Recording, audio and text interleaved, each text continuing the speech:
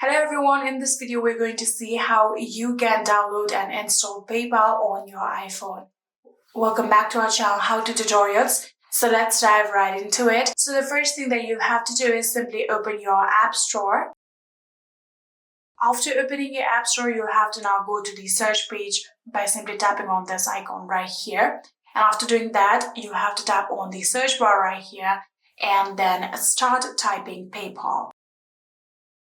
After typing PayPal, here you have to tap on the search button on your keyboard like this. And here you can see this is the PayPal application and you can simply just tap on it.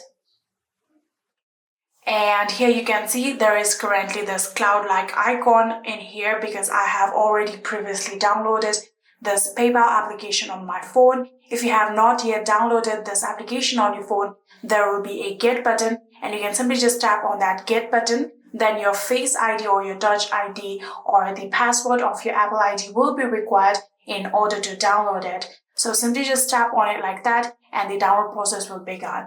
If you have already installed it previously on your phone, you'll get an icon like this. So you can simply just tap on it and there will be no requirement of any kind of password or your Face ID. Here you can see now the download process has begun.